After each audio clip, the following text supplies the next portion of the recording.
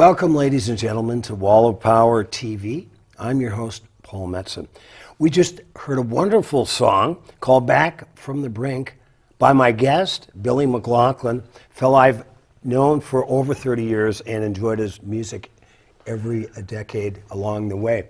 Billy, thanks so much for being here today. Great to be here, and thank you for having me on. Billy is an award-winning guitarist. He's got a great story to tell.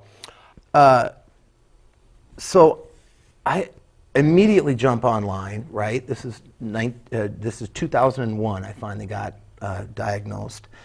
And I start reading about this condition, dystonia. There's a ton of different forms, and the diabolical thing is guitar players will get it in their fingers, just like piano players would. Flute players and trumpet players get it in their lip muscles.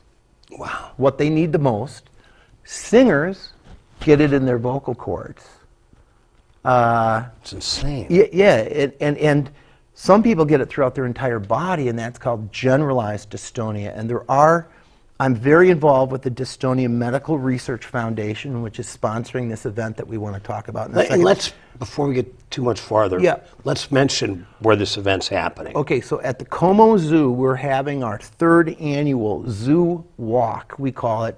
It's not really a walk, and in fact, some of our support group members are people that, the people that have dystonia would have a very hard time walking a course. So really what this event is about, gathering this community as we get a sense of who we are out there. And the community is getting bigger because diagnosis is getting better. Right. People aren't waiting quite as long. There's still a long way to go to improve that. But we've done it 2 years in a row. This is the third annual. June 16th? June 16th at the Como Zoo, not the... St. Paul. Yeah, right in the heart of St. Paul. What time? It's 9 o'clock. Registration opens, I believe, at 8 o'clock, June 16th.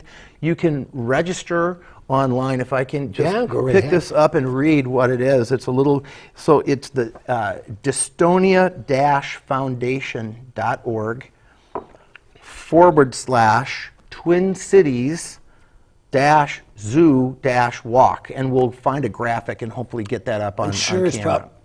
Up on your website, which is what? BillyMcLaughlin.com. Spell McLaughlin. McLaughlin is McLaughlin. So McLaughlin. Okay. Yeah.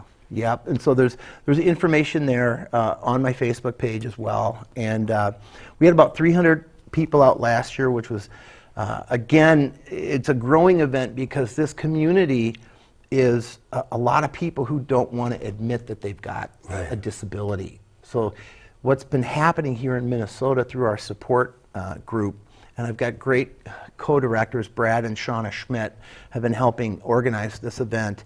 And as we grow each year, it's great to see people show up. And I remember the first time I walked in a room with other people that had this condition.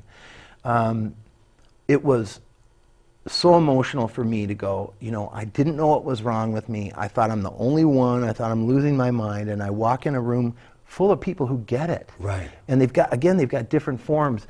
The common form is in the neck. If you see people who are having a hard time keeping their head straight, that's called cervical dystonia or spasmodic torticollis. We have a lot of people in our group. And there is something for...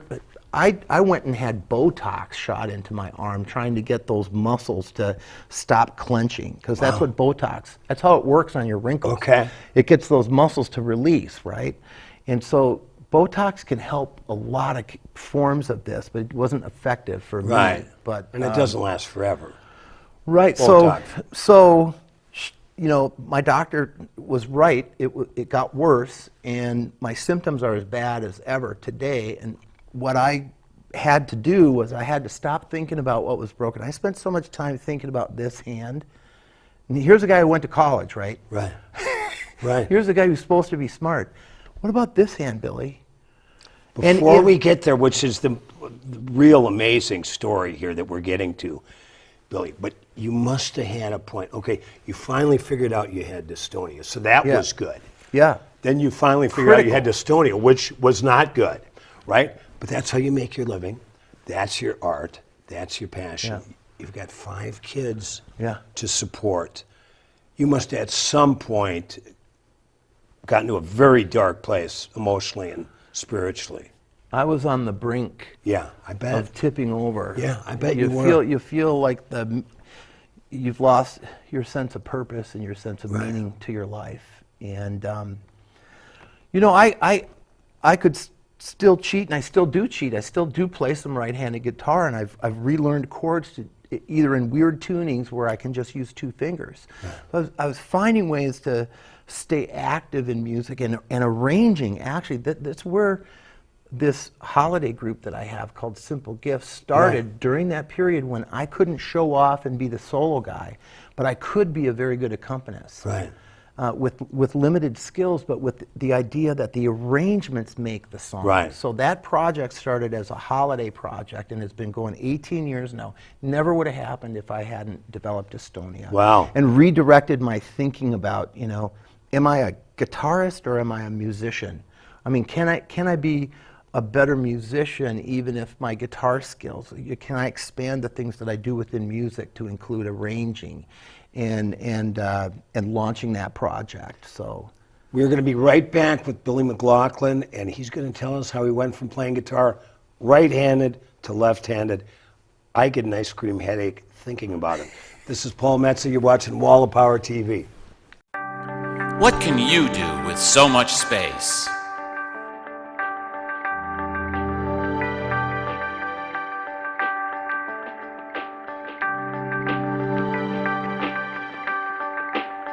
The Solar Arts Building in Northeast Minneapolis. A masterpiece of exposed brick, wooden beams, hardwood floors, and natural light, this unique multi-use space is perfect for a variety of events. To literally top it off, there are over 100 solar panels on the roof, making the Solar Arts Building self-sustainable. You've got the need, we've got the space. The Solar Arts Building, 711 Northeast 15th Avenue in beautiful Northeast Minneapolis. Give them a call at 763-234-5069 or send a message to mike@solarartsbuilding.com.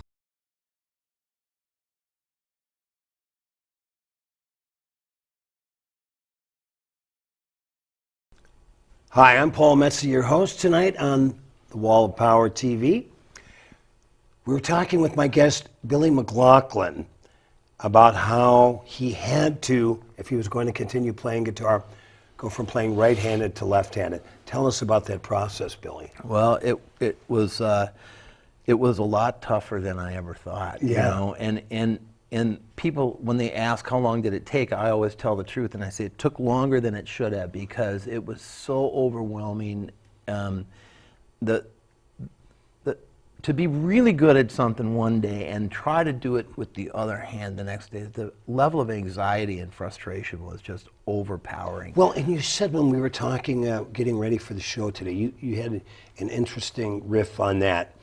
How if your life completely changes in one day? Right. Talk about the whole scope Well, of what you were going through. Basically, everything that worked yesterday wasn't no longer working today. You know, I mean, and what I got hung up in again was thinking about this, what's broken, what I've lost. You know, I was focused on all the negative stuff that was happening with this hand, and like I said, I'm a pretty smart guy. Why did it take me so long to look at this hand and go, you know, well, this hand's healthy. It's not Right. affected.